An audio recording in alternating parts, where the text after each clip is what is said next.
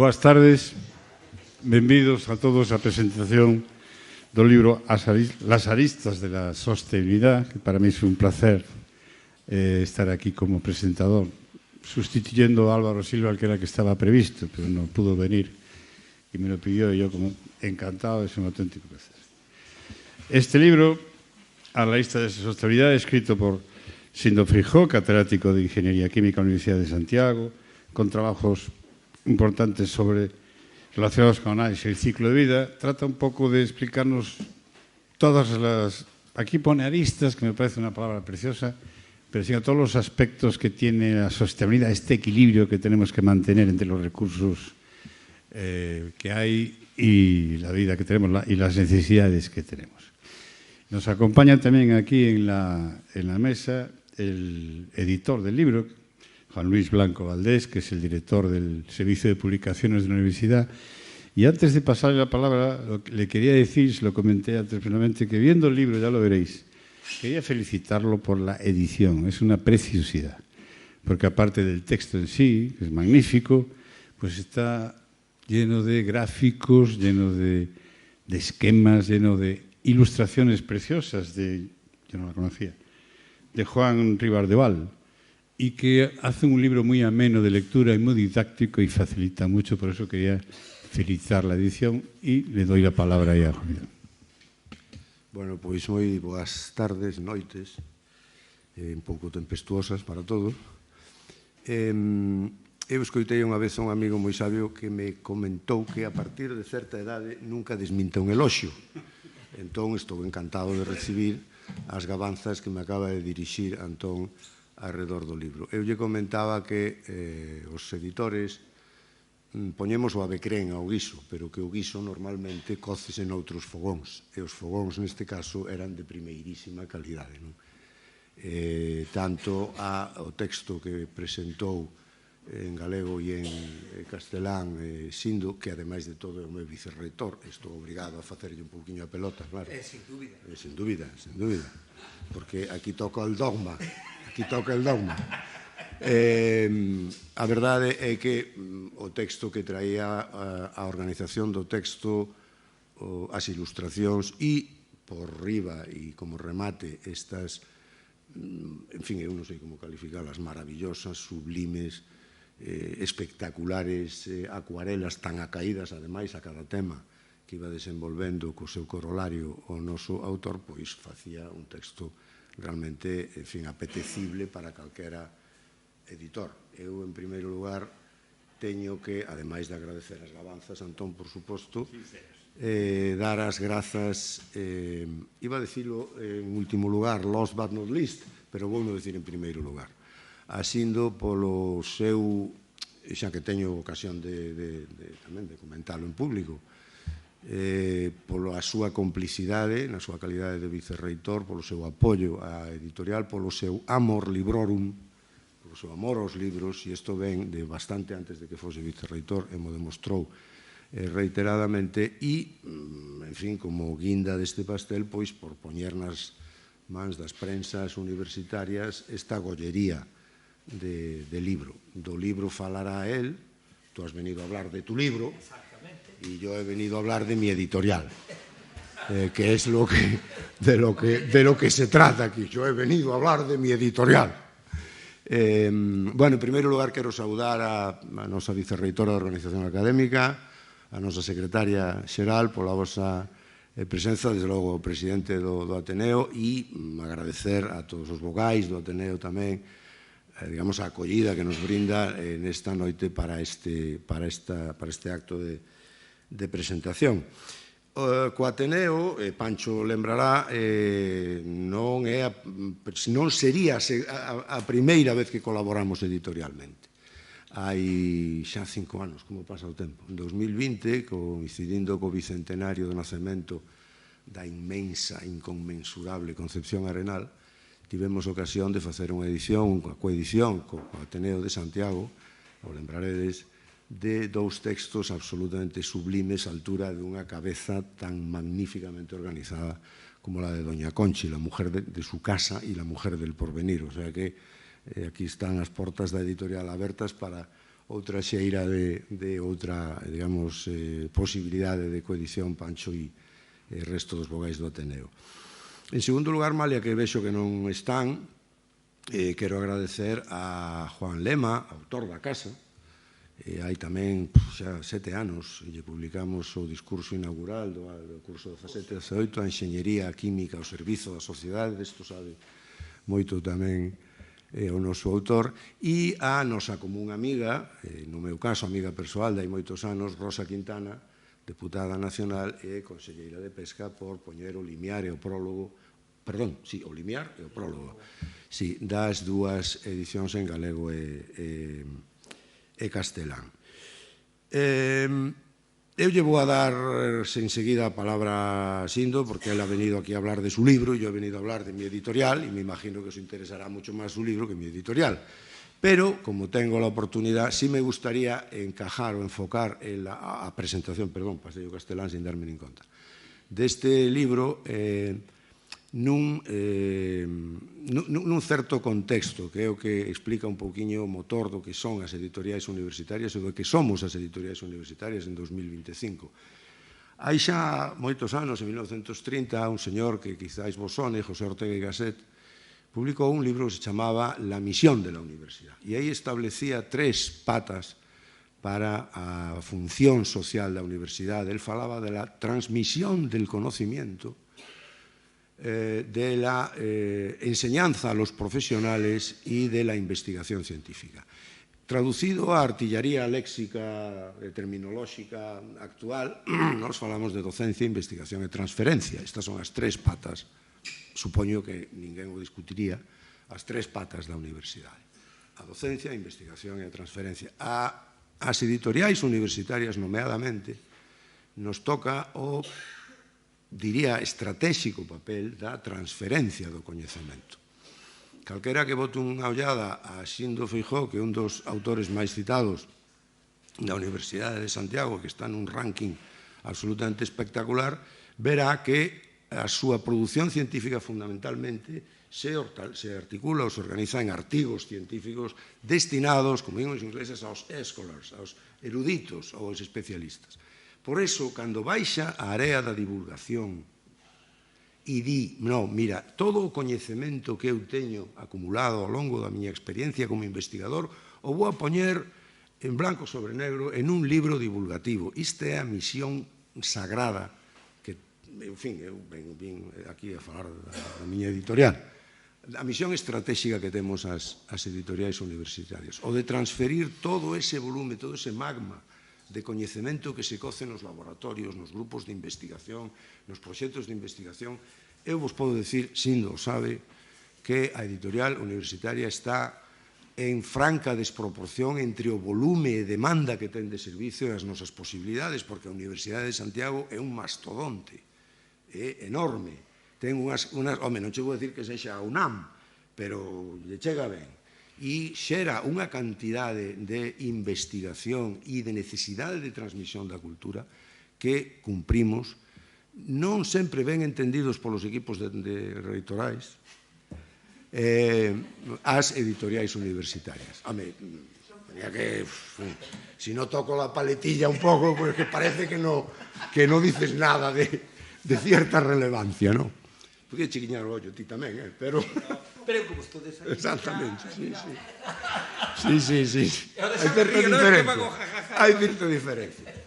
Bueno, non sei, en divulgación, aplausos, Xindo, por facer este esforzo de divulgación, e aplausos a todos os autores que figuran na Biblioteca de Divulgación Serie Científica, que edita a Universidade de Santiago. Levamos 7 volumes, o primeiro deles, Antimateria, Magia e Poesía, de José Edelstein e Andrés Gomberov, un colega da Universidade da Universidade Chilena, que foi premio de investigación científica nos premios de edición universitaria de 2015, e último, Los rostros de la consanguinidad, de Gonzalo Álvarez, Román Vilas e Paco Ceballos, un libro que está teniendo un éxito só comparable ao que eu espero que teña este texto que hoxe presentamos. Polo demais, simplemente lembrar no esforzo que fai a editorial non só a divulgación da ciencia, senón a dinamización da ciencia e por añadidura a maiores pola dimensión e a dotación á lingua galega dun dispositivo lingüístico capaz de expresar calquera materia lingüística.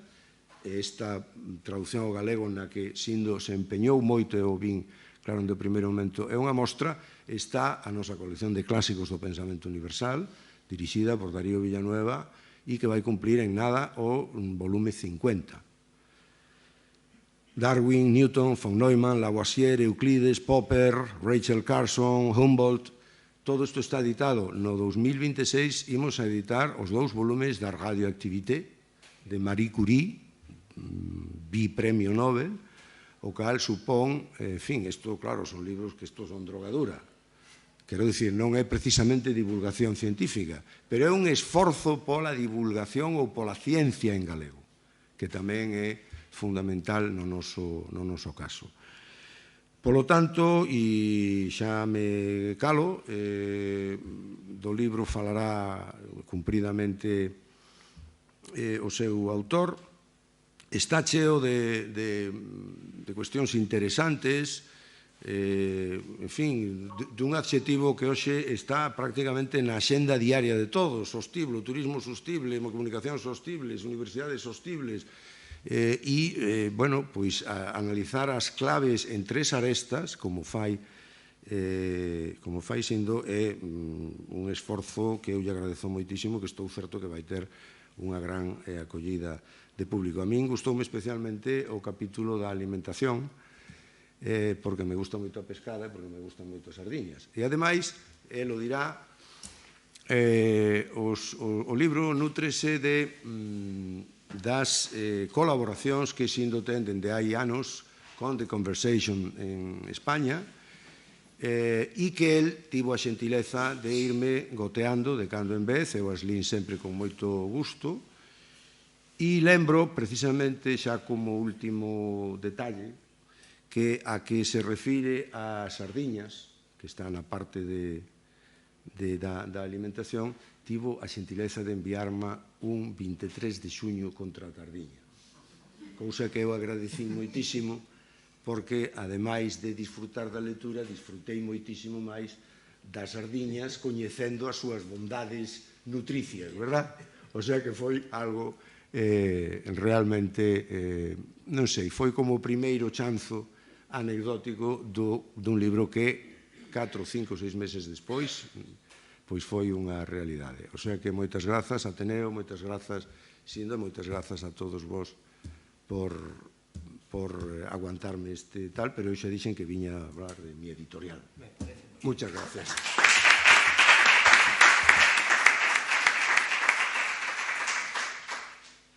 Moi ben, pois imos aló. Bueno, eu fixen unha presentación, todos os que me coñecedes xa sabedes que me gusta, sin un PowerPoint non somos nada, non? Pero tamén tratábase de, como no libro se empregan moitos gráficos e ilustracións, claro, non poñelos en valor, pois me parecía un pouco complexo sin a presentación. Bueno, antes de nada, pois moitas grazas a todas e a todos por vir, a dar moitísimas caras amigas aquí. E, sobre todo, un día, mi madriña. Eu xe tuve que ir ao centro de FP en Vigo, a Manuel Antonio, a dar unhas charlas, e en Rande pensei que xa tiña un coche voador como os que teñen os chineses e que están poñendo nas redes. Pasei a 60 km por hora e o coche parecía que iba a despegar. E unha boa... Bueno, ahora é tren de borrar... Bueno, o mellor é unha explosínesis explosiva. Para min é unha borrasca moi profunda, non? De toda a vida. O que pasa que, cuidado, entón, bueno, moitísimo porque o esforzo é maior, non? Esperemos que cando salgamos de aquí non nos colla unha desas, pois vamos chegar pingando á casa.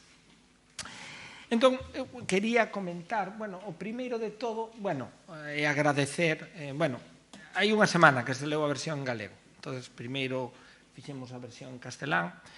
Eu, obviamente, quería facer unha versión en galego. Isto era, o sea, é que senón non facía outro libro. porque me parecía moi importante demostrar que tamén podíamos facer divulgación e todos os temas se poden tocar. Entón, bueno, aí tendes un pouco como son as dúas, intentei facer así unhas copias, unhas escaneados de como están. De feito, hai gráficos, tamén hai as acuarelas, esta, por exemplo, unha todas son de Joan. E, claro, agradecer, aquí un compañeiro de Enxeñería Química da Autónoma de Barcelona, que é Joan Riera de Val, que en canto se enterou de que estaba escribindo o libro, eu creo que me mandaba un WhatsApp cada día: por favor, déixame ilustrar o teu libro, quero facer a portada, quen é o editor, que o vou chamar personalmente. Así foi que o chamou, e de feito a portada tamén é del. Sí que cando era en galego me dicía: corríxeme, non vai a ser que peña alguna, non te preocupes que che mando eu os fago. E logo, agradecer a dúas persoas que fixeron o prólogo, a versión castelán a fixo Rosa Quintana, porque cando ocupou o cargo de conselleiro do Mar, a verdade que tivemos unha relación moi extensa e tiñamos claro certos aspectos, entón me pedín amablemente que a versión castelán si podía ela prologarla. Ao principio, a verdade, dixo: ui, como vou prologar eu ese libro? E digo, pois sí que... E a de galego, obviamente, en este caso coincidía que era o presidente da Real Academia Galega de Ciencias, porque é o meu mestre. Entón, aí xa coincidía todo. De feito, pide mil desculpas por non estar aquí, porque ten que exercer da avó. E entón ten que exercer da avó hoxe. Pero ainda me mandou ahora un WhatsApp, hai un momento, canto sinto, e digo, nada, anda cos netos e levarnos a caballito, que é o que tens que facer. Entón, un pouco agradecer aí a situación. Bueno, a clave é por que escribir o libro. Me parecía unha cousa, porque sí, a verdade que o dixo Juan, na nosa área de coñecemento estamos moi acostumados a escribir papers, a escribir artigos científicos, pero non estamos a escribir libros. Se falamos da área de filoloxía que temos aquí a María José, justamente escribir un libro é de suá, xo fan despois de comer, xa escriben un. Teñen esa capacidade que nós non temos. E entón, quería transmitir por que facelo. A primeira foi porque eu teño nas clases, cada vez me atopo que, nas discusións, primeiro, dar clase é fundamental para estar ao día en investigación, porque ves cal é a reacción da xente e cal é, te fai estar ao día, non? E entón me recordaba un escritor que a mí me encanta, que é Carlos Casares, que tiña aquela columna magnífica na Voz de Galicia, A Marxe, e unha das columnas se dedicou ao tema fala barato. Eu este termo nunca o escoitara hasta que o digo, Carlos, na nosa terra lle chamábamos cantamañanas, pero me gustaba moito máis este arquetipo de fala barato, moito antes de que chegaran outros temas que agora se lle chaman influencers, ten outros apelativos. Entón, hai que dar datos fidedignos para loitar contra iso. Entón, me parecía que era importante. A segunda é o que dice, unha das patas é a transferencia, é dicir, debemos, ou eu entendo que é un dos nosos deberes, contactar ca sociedade. Entón, temos, afortunadamente, ahora moitos vehículos, e eu, dende hai tempo, ben sabedes que son un apasionado e forofo de The Conversation, que logo traducimos en G-Ciencia ao galego, que foi unha plataforma que naceu en Australia hai 6-7 anos, e que a idea era moi sinxela, é que os artigos ali hai que publicalos para que se poidan ler entre dúas paradas de metro. Evidentemente, veñen dunha gran urbe que teñen metro, pero, nos poderíamos dir entre dúas paradas de autobús e tamén nos vale, pero queda moito máis fashion decir entre dúas paradas de metro. Por tanto, hai que poñelo en 800, 900 palabras, pero, e o que é moi importante, é que non poden ser artigos de opinión. Teñen que ser artigos de información. Por lo tanto, hai que poñer as ligazóns dos artigos científicos en que te basas, dos fontes nas que te basas, de tal forma que calquer persoa que lea, aquí poderá logo, seguindo, iba a decir clicar, non é unha versión digital, pero sí poñer a referencia e ir a YouTube, ir a canles, donde poida incluso afondar e chegar incluso a ler o artigo científico. E a terceira, claro, hai un tema de emotividade, e para min era clave de ver un pouco da cultura que recibí. Entón, hai algunhas fotografías, unha vou a mostrar aquí, que a fun recollendo así na casa, e entón veredes, porque eu creo que é moi importante, pois, bueno, eu veño do mundo do mar e, de alguma forma, tamén devolver algo ao mundo do mar. Entón, bueno, aí o comentarei. Bueno, como se estructura? Bueno, o que intentei foi poñer 3 seccións, o pasa que me pareceu matemáticamente falando arestas. Entón, a primeira aresta é onde e como vivimos. A segunda é as palabras e os datos, como se poden ter moito cuidado con elas. E a terceira, a alimentación e a tradición. Me parecían 3 elementos que hoxe en día son importantes. E cada aresta ten os seus capítulos. Algúns teñen os títulos, como facer unha vivenda autosuficiente como a estación espacial. Bueno, se trata tamén de atraer a xente cos títulos. A aresta segunda é máis un pouco a reflexión sobre os diferentes multi-Rs, a reparación, o eco e bio que significan, como podemos. E a terceira é a onde dediquei máis tempo, que a sardiña tiña que ter un papel, é a raíña, además me chamei así no artigo, a raíña da noite de San Xoán. Isto non hai dúbida.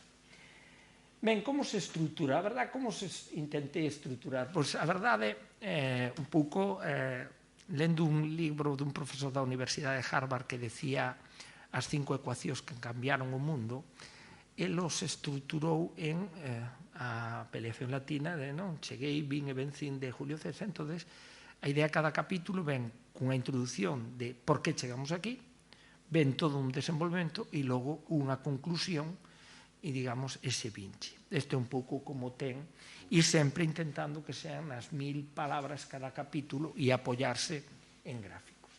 Entón, vou comentar só un capítulo de cada aresta para logo tamén escoitarvos e as preguntas que queirades. O primeiro é onde e como vivimos. Bueno, o primeiro capítulo está tan simple, bueno, aí o vedes a premisa na página 13, e era, claro, nos dende hai 100 anos temos unha cousa na casa que é maravillosa, que é o termómetro. É maravillosa, porque é a que nos permite seguir un indicador, que é o indicador da temperatura, e iso nos dá unha idea, non nos dice que enfermedade temos, pero nos pode alarmar que podemos ter unha, é dicir, se medimos que estamos entre 36 e 37,5, a cousa vai ben. Se vas 37,5 a 38, xa os médicos lle chaman febrícula. Se chegas a 40, vai ao médico, rápido a urxencias, incluso métete nunha bañeira de agua e baixa a temperatura. Tamén se estás por debaixo de 35, tamén medidas. Entón, a clave é, cal é o termómetro que mide a sustentabilidade? Como medimos eso? Onde está esa temperatura? E a verdade é que non existe. O que hai moitos indicadores, conxuntos de indicadores. De feito, é un traballo científico que non hai consenso, non hai o termómetro. Entón, neste primeiro, sinalo cales son os elementos máis ou menos mediáticos, con máis ou menos fortuna, para intentar decir que algo é sostible. Entón, aí, por exemplo, falo desos 4. Un, por exemplo, dende hai 4 ou 5 anos, son os límites planetarios. Isto está todavía no mundo das teses de doutoramento. Agora, nas teses de doutoramento, teño aquí algún investigador en formación que seguramente, antes ou despois, seguramente vai ir falar con Maite e vai dicir que era un capítulo de límites planetarios. Fixo. Porque son como as palabras fashion agora, E, en definitivo, o que pasa é que só hai un planeta, non hai planeta B, entón, ahora todo temos que referir a unha condición de contorno. Eso matemáticamente é complexo, porque, claro, tes un sistema ben complexo. Logo hai un segundo, que son os indicadores de circularidade, que tamén os comento un pouco no libro, que xa ahora están desde marzo do ano pasado coa ISO 59000, que eso está no mundo empresarial. Todas as empresas fan economía circular, todos son circulares, pero tamén hai indicadores diferentes para medir a circularidade, non hai un só. O outro ese que poño aí, que é o que está no libro, que é o Día da Débeda Ecolóxica. Este se publica o día 5 de xuño de cada ano, Día Mundial do Medio Ambiente. Se publica a nivel mundial e para cada país, e o que dice, basicamente, o día que esgotamos o noso crédito. Isto é como se tuviéramos 5.000 euros para todo o ano. Entón, tú, cando chegas a 5.000 euros, todo o que necesites hasta final do ano entras en débeda, en crédito, e entón se mide no país. Entón, empezouse a medir no ano 1971, entón o día era o día de Nadal. só vivíamos 6 días a crédito entre os recursos e os consumos. O último valor de 2025 é o 24 de xullo. Un pouco máis nos toca Santiago Apóstol. Vale? O Apóstol, o pobre non se leu por un pouco. O día anterior fora 1 de agosto. Non? Entón, iso que significa que necesitamos 1,7 planetas para vivir ou para os recursos que temos. Claro, logo no libro destaco, por exemplo, no caso de España, entramos en débeda o 24 de maio. Xa estamos en débeda. E en Estados Unidos, que ahora está de moda sempre, o 14 de marzo. Xa entran en débeda. Claro, a costa de que outros países teñen a débeda en novembro, en decembro, entón, sacamos os recursos a esos países. E isto é un tema xa geopolítico de primeira magnitude.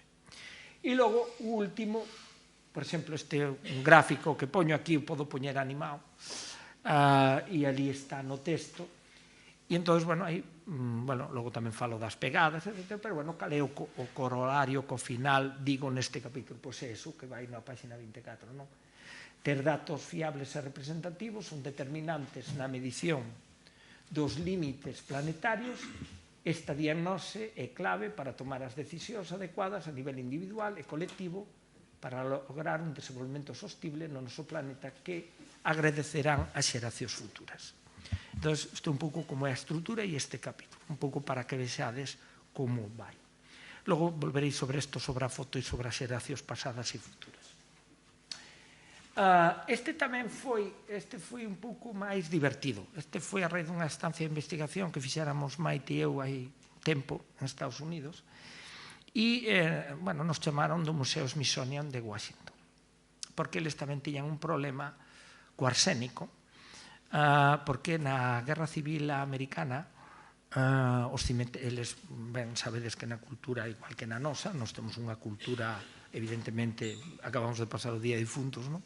Pero eles moito lle gusta os cementerios que son monotemáticos a Guerra Civil Americana, Primeira Guerra Mundial, Segunda Guerra Mundial, parece que só está metido en guerras, nós temos cementerios de todo tipo. E na Guerra Civil Americana enterraban os soldados non había tempo para facer ataúdes de madeira e utilizaban ataúdes de estaño que tiñan mercurio e que tamén tiñan arsénico. Entón, ese arsénico se filtraba e agora todas as zonas ao lado de todos os cemiterios empezaron a ter problemas a población. E isto o que pasou cando nos íbamos para facer unha estadía de investigación determinada e nos chegamos ali e nos plantaron outro problema diferente, por iso lle chamo aí o tema detectivesco, que despois, tamén isto está, así que está publicado tamén en Estados Unidos este artigo, porque lle gustou moito ao New York Times e tamén en Nova Zelanda.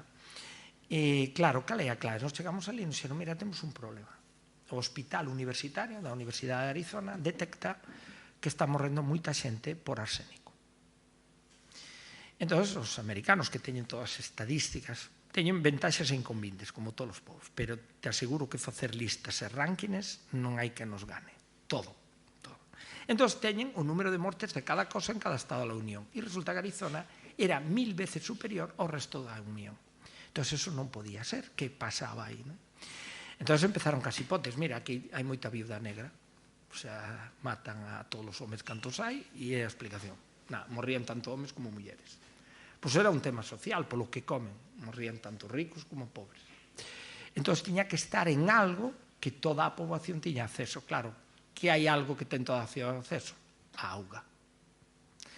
Entón, aí o que pensamos é a traballar e co tempo, aí logo tamén este artigo está basado no artigo científico que publicamos no Water Research. E o que atopamos foi que logo vimos nas autopsias, viron, por ser coautor o responsable de medicina patolóxica do hospital, o que vimos é que o arsénico que ocorre é que, igual que todos os metales, ten estados de oxidación diferente, pero a clave é que tú, en función do estado de oxidación, por exemplo, o arsénico é +3+5, este é o que rapaces alá por segundo de eso te veñen á casa con las valencias e te venen todos asustados a formular e dicen, e para isto, para que me servirá na vida?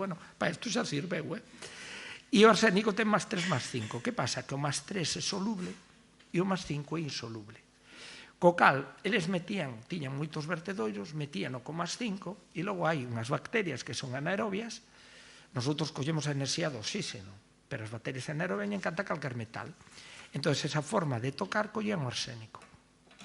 Entón, pasábano de +5 +3, o movilizaban, isto é a simulación dun vertedoiro, por exemplo, ao cabo de 250 días, o 15% se mobilizaba, pero encima, para que a eles non lles pase nada, o meten nesa fórmula tan complexa o metila. Bueno, pero é que eso, por exemplo, é o componente do axente laranxa que se utilizaba na guerra de Vietnam para acabar con toda a xungla. Bueno, pois iso que estaba comendo a persona. Ese composto, por exemplo, 1000 veces máis cancerígeno co propio arsénico +3. Entón, se encontra a explicación. Entón, bueno, é o capítulo onde a ciencia, a veces hai que ser detective, onde tú te planteas hipótesis e logo os datos teñen que refrender a hipótesis. Non é que tú modifiques os datos para que che dé a hipótesis que tú queres, que eso pasa hoxe moito e moi en día.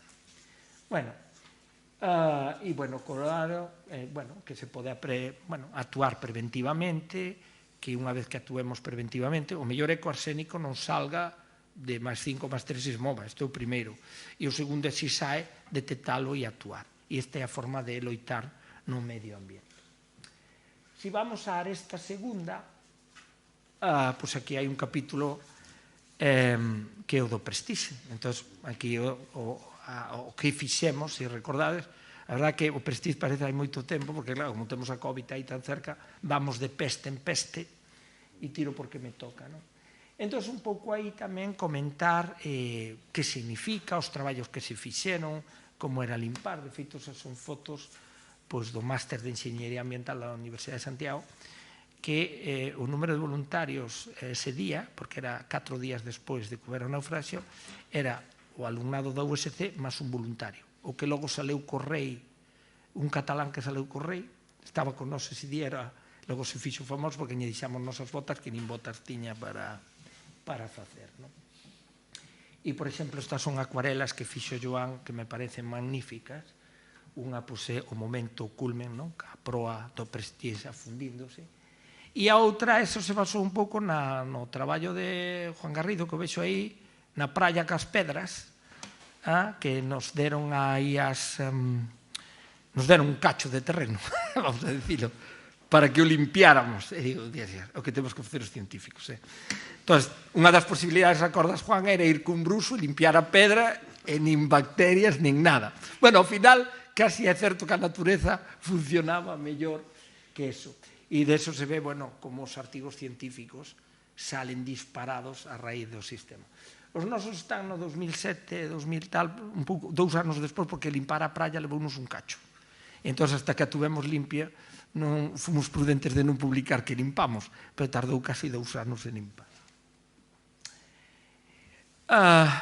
Logo, se vamos á alimentación, que aquí comentarei 2, se me permitides, e xa remato, pois, bueno, o primeiro home, xa que estamos no apóstolo, a vieira e o do Códice Calistino, non?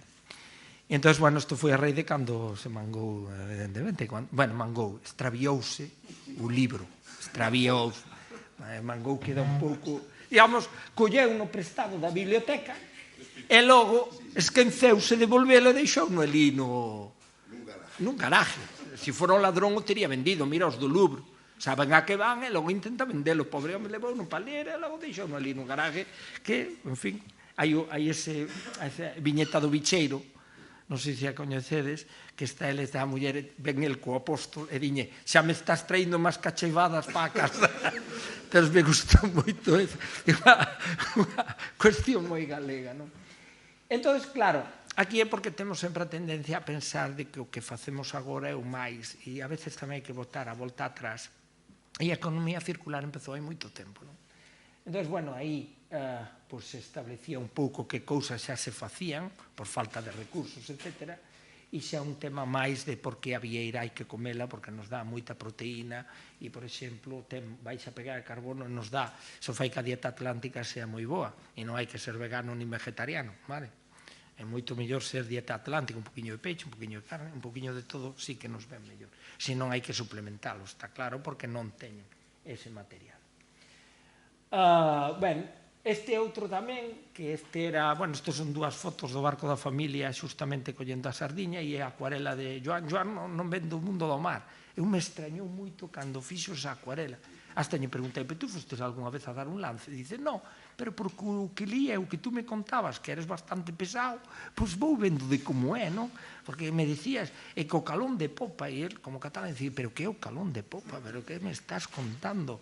Pero a verdade é que a acuarela o materializou perfectamente para unha persoa que non sabe. Entón, aquí, bueno, aquí era o da sardiña, este o que lle mandei o día... Eu sabía que seguramente Juan estaría facendo unha sardiñada e digo, mira, para que se sinta ben co medio ambiente, en vez de comer 2,6, voulle mandar isto. E entón, aí foi, non? Entón, bueno, a premisa, o que son os datos, e aquí, bueno, por exemplo, se a foto que vos decía, unha das fotos é a miña nai e o finado do meu avó no ano 1957, que estaban facendo cousas que non sabían. É dicir, a palabra desenvolvemento sostible xa é en 1987. Economía circular, vamos a poñer, veña, seamos generosos, e empezou hai 10 anos, vamos a poñer. Eles xa facían todo eso, porque primeiro, eu creo que estas dúas xeracións son responsables do benestar que temos actual, xa facían desenvolvemento sostible, querían un mundo para os seus fillos e os seus netos mellor do que eles tiveron. Definición clarísima do que é o desenvolvemento sostible. E partindo do finales dunha guerra civil. O sea, tiñano claro. E iso, o benestado actual non veu de seu, veu porque estas xeneracións traballaron moitísimo. E o segundo elemento que facía a economía circular. Había que reparar porque, claro, un aparello valía moito, non había cartos, entón xa facían reparación. Ahora, claro, ven a directiva comunitaria, que saleu tamén agora en febreiro, e dice, reparar é fundamental, é clave. Era para dicirlle, mira, reláxate que nos desto xa hai tempo que reparábamos e facíamos, pero se trata de sempre contar. Entón, bueno, esta era unha das que así... Bueno, a Juan moito lle gustou esta foto, verdad? Tens que dicir. E, pois, xo che digo, do ano 1957. Logo, despois está o do xeito, etc. Bueno, e entón xa terminei. Non quero... Porque me dixeron, tens que facelo en 15 minutos, e levo 15 minutos, exacto, 16. E, bueno, nada, a idea é que está en galego, en castelán, que xa está disponible, afortunadamente. O de galego sacamos, pois, hai unha semana que saleu, entón aproveitamos e xa facemos a presentación dos dous. E, nada, espero que lles gustara a presentación, que lles guste ler o libro, e quedo a súa disposición agora para calquer pregunta, calquer cuestión que queiran facer. O día 12. Sí, é verdad. Hai unha asignatura de exemplares. Sí, é verdad. Me habla de los... Na libraría, na tenda da USC. Eso, eu só vou asinar a territorio propio, a tenda da USC, a 6:30 o día 12 de novembro. Sí. Ben, hai que comprar o libro, senón non se pode firmar. No, sustraelo non que logo despois o xerente me pasa a min o déficit. No, que xa estou vendo ao xerente pasándome o déficit, que me fai o déficit, fai má conta, entón non me sale a conta, non me sale a conta. Si, é verdad. Sí, é verdad. Sempre fala, ves, da súa editorial, da súa cosa. Sí, é certo. Escribir libros é difícil, pero vendelos... Sí, exacto. Moi complicado. Sí. Bueno, hai que decir que todo o que salga vai para a USC. O sea, vale, quedamos nese acordo. Porque logo, se se venden todos, a siguiente tirada o paga o servicio. Vale, no, hai que quitarño aquí, este sempre toca el dogma, que é a nosa palabra que temos, el dogma, non lle chamamos ni orzamento, ni presupuesto, nosotros lle chamamos el dogma, é a nosa palabra. Como vas con el dogma? Digo, bueno, toca el dogma, así é. Dogma é somos cartos. Exacto. Ahora somos cartos. Bueno, pues nada, moitas grazas, quedo a calquer pregunta.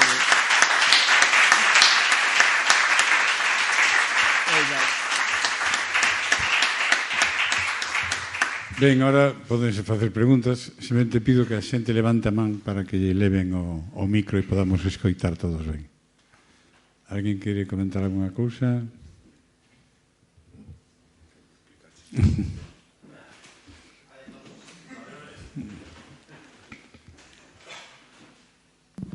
Noraboa, eu teño unha curiosidade. Canto tempo che levou escribir o libro?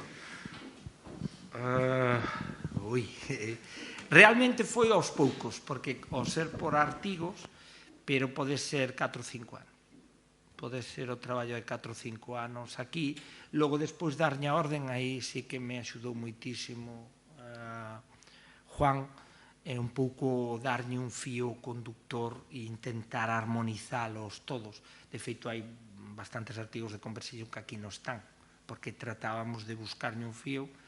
E entonces, bueno, aí, claro, é a labor editorial grande que fixo Juan e o seu equipo, incluso, bueno, pues na maquetación, etc. Pero tamén teño que dicilo nesta forma de xogar cos contidos, non é só un tema, vamos a chamarlle formato, non? Pero sí, Alberto, me levou, pode ser que, bueno, primeiro creo que o do ano 2020, por tanto, 5 anos, Si a última vez foi, bueno, o desparadeiro desto foi cando o goberno francés dixo que vai a prohibir nos comedores escolares o atún en conserva. A mí me pareceu tremendamente alarmante ese dato. Eu preguntei ao Ministerio francés en que se basaran para facer eso, non me contestaron, e entón inmediatamente, de feito, o último que sacamos en The Conversation vai sobre ese tema que non está aquí, que é os beneficios do peixe, e eles o decían polo mercurio. Entonces, bueno, creo que era importante poñer datos en riba da mesa. Sí, pero bueno, entre a idea e tal, 5 anos. Si me permites, pouco me parecen 5 anos, porque do punto de vista editorial, e ti o acabas de decir tamén atribuíndome máis merementos dos que teño, o libro está excepcionalmente ben organizado. E digo excepcionalmente porque non é normal que un autor traia á mesa do editor, dun editor académico, un libro tan ben organizado. Tan ben organizado, escrito con esa vocación, si me permitides, literaria, estética, con guiños moi afectuosos ao cine, quo vadis ODS, arsénicos en compaixón. Este tipo de guiños que fan que unha literatura e un libro académico sexa excepcionalmente ben acollido, porque, en fin, que queredes que vos diga? Home, non é que todo o que editamos sexan leños intragables, pero tamén estamos para iso, é dicir, para textos académicos, somos unha editorial académica. Entón, cando un autor académico, como dicía antes, baixa ao terreo da divulgación e o fai, ademais, con ese afán de asilidade, de un texto bonito, de un texto que flúe, que se lea a gusto e que non te durme as 4 páxinas, non? Porque eso tamén é parte da literatura académica de hoxe, deixando de lado, lóxicamente, papers e traballos que naturalmente tal, non? Entón, pues, pouco tempo me parece. A mí levoume bastante menos editarlo. Tamén se me leva 5 anos, imagino. Hola, boas tardes. Parabéns indo polo libro. Bueno, xa tuve a oportunidade de ler un avance do castelán, espero pronto ler a versión en galego, ampliada, corrixida, aumentada. Hai un termo que aí empregaches e que creo que aos que estamos na sala nos preocupa moito, son estes falabaratos. Falabaratos que vemos en todos os ámbitos. Por exemplo, en YouTube hai moito falabarato. Por desgracia, moito falabarato. Tanto falabarato que, por exemplo, para algunhas temáticas, se quero enterarme de algo, teño que ir a versións en calquer idioma, menos en castelán, en galego hai moi pouquiño, porque prácticamente o que hai é todo a científico, ou con unha débil base científico-técnica. Entón, nese sentido, cal é a túa opinión? Unha e dúas, como combatilo? E 3, animaraste algunha vez a levar estes contidos a YouTube como seguinte paso? Bueno, na clase dixeronme TikTok, pero me neguei porque bailar non... Deus non me levou por ese camiño. A ver, estou de acordo contigo. Eu creo que é un tema de que se olvidou o método científico, que o defineu moi ben Descartes. Vostede plantea unha hipótese. Ten que validalo con datos, e se esos datos lle din que ten que trocar a hipótese. Que pasa agora? Que a xente empeza pola conclusión. E dice, eu quero concluir isto, e modifica todo de atrás para que esa conclusión lle dé. Iso é a científico. E aparte, para min ainda máis perigoso, non permite avanzar. Porque te cerras a que aparezcan os descubrimentos.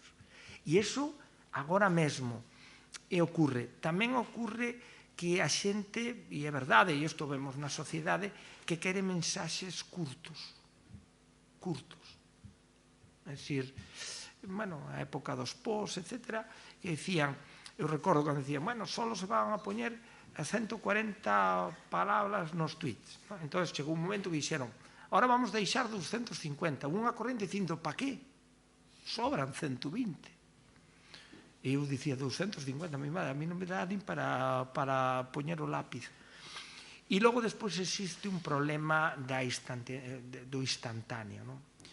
A ver, eu emprego as redes sociales, as emprego no senso de que para min, e logo o confirmo con fontes, é como ahora o mundo da IA. É dicir, a IA ben aplicada vai a ser un gran avance. Ora, se tú lle dices a IA, non o filtras, copias e pegas, entón non fixeches nada aquí, eso é como, o sea, non sirve para nada, non? Entón o termo para min é fala barato, cando unha persoa, eu prefiero unha persoa que teña unha argumentación científica diferente á miña basada nos seus datos e eu poder discutir, que unha persoa que non ten datos detrás, e que non hai discusión posible, porque claro, o axioma, e entón é dificilísimo. E agora hai un grave problema para min, un grave problema na sociedade, porque claro, este termo influencer ás veces é moi perigoso, porque os ves e dices que, como que influencer? Isto, por exemplo, no mundo da alimentación moi perigoso cando poñen dietas milagro.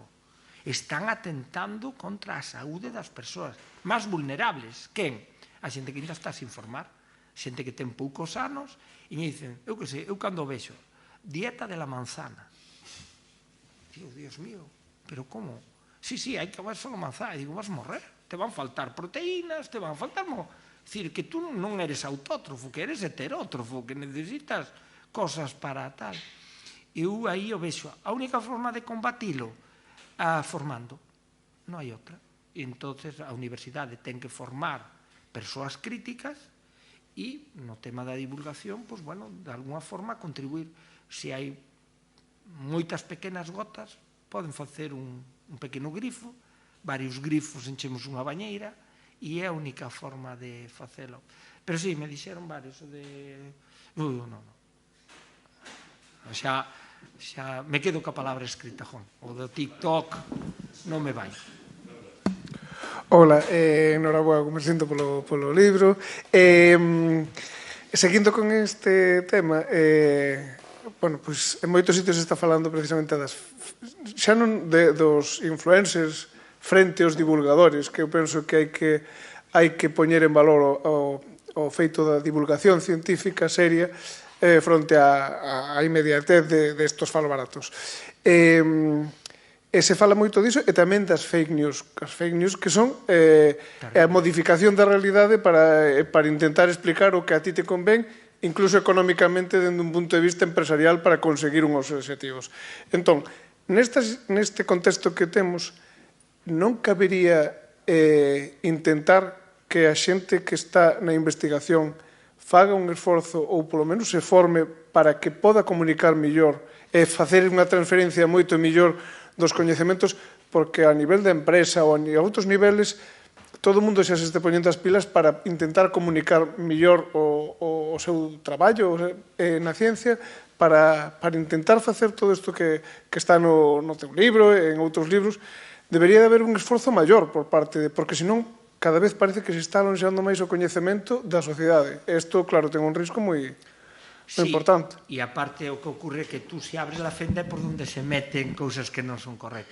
A verdade é que, a ver, tes razón no que sinalas. A ver, eu para min divulgar forma parte, é un elemento máis do meu traballo.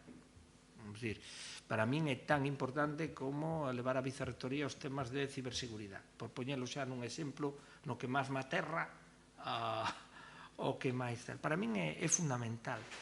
É certo que para eso tes que divulgar en función dos datos que tú vas facendo. Se non te convirtes, entre comillas, nun tertuliano que sabe de todo, que tampouco é certo. Eu non son quen de hai certos temas que descoñezo e, por tanto, non vou a falar, non? É certo, pero eu creo que tamén aí o sistema, claro, se tú ves a xente nova, que aquí vemos bastantes, e lle dices que lle piden para acreditarse, que é a palabra para logo obter unha plaza, tú verás que hai unha serie de parámetros, e é lógico que se te piden esos parámetros, a xente vaya por eso. Claro, a divulgación non está entre esos parámetros. Non está. Bien, entonces hai que entendelo, teñen que buscarse a súa vida, entonces nos toca un pouco aos máis seniors un pouco facer esa labor.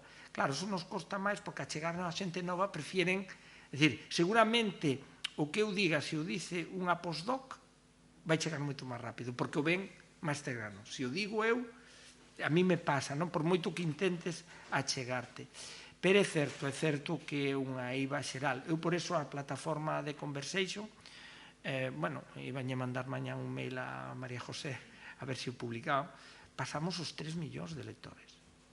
O sea, non temos ninguna outra ferramenta na universidade cunha capacidade de penetración máis forte. É unha cousa que empezou hai 5 anos. É dicir, 3 millóns de lectores. Eu, por exemplo, entro e vexo que leron os meus artigos máis de 300.000 persoas.